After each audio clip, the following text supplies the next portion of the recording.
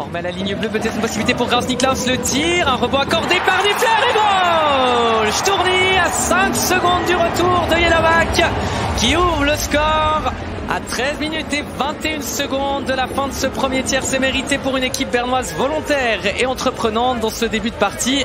Et Jules Sturny qui marque son premier but de la saison en powerplay. Langnau 1, Rapperswil 0. Les visiteurs cueillis à froid dans une édifice chaude bouillante. Un rebond accordé par Niffler, la reprise. Et c'est donc au fond que cette rondelle termine. Signé Blazer, Olofsson. La passe dans son dos pour une tentative. 2-0 pour Langnau. Flavio Schmutz qui confirme son rôle de meilleur joueur suisse de Langnau offensivement.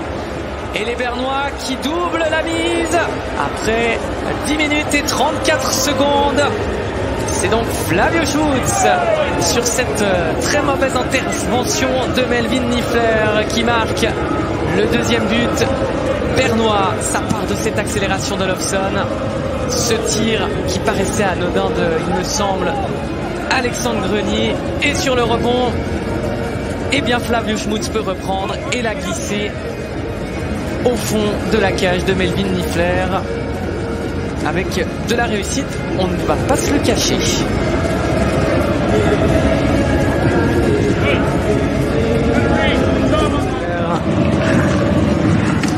On arrive aux avant-postes avec ce tir et goal! Il est beau celui-là de goal aussi.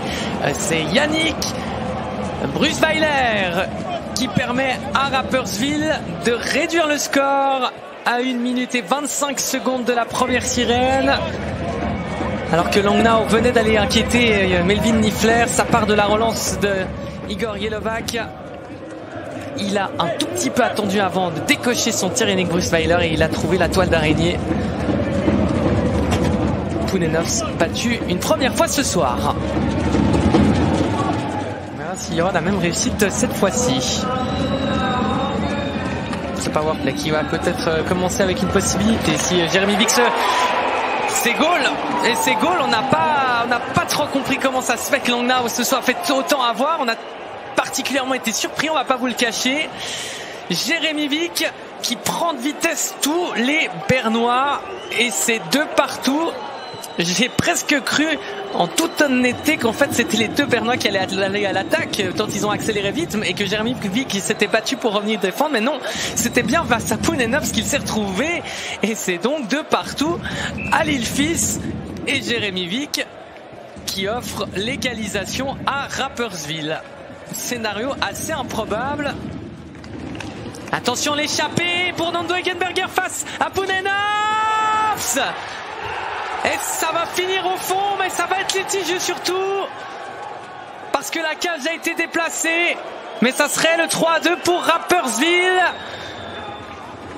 45 minutes 35 secondes. Encore une fois une échappée qui serait fatale pour Langnau. On va aller visionner la vidéo. Eggenberger qui a trouvé la latte, ensuite ça rebondit sur Pounenovs. Pas de réussite là pour Pounenovs qui se prend un peu un but de gag. Ça rebondit sur la latte et ça se retrouve derrière sa jambière. Et ensuite il y a un contact entre le joueur bernois et l'arbitral qui sera de donner le but pour Rapperswil qui revient ensuite avec un tir. 3 partout.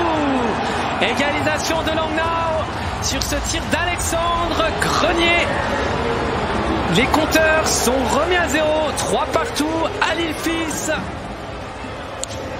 Deuxième situation à 5 contre 4 qui permet à Langnau de remettre donc les compteurs à égalité.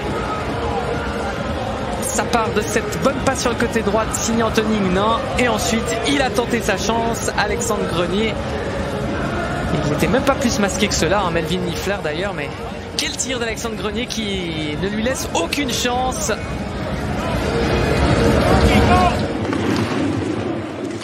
Albrecht, une brèche se creuse dans le slot, la reprise. 4-3 pour Rapperswil, quelques instants après l'égalisation. champenoise. Pounenovs qui n'arrive pas à bloquer. Et c'est donc de nouveau Rapperswil qui prend les commandes.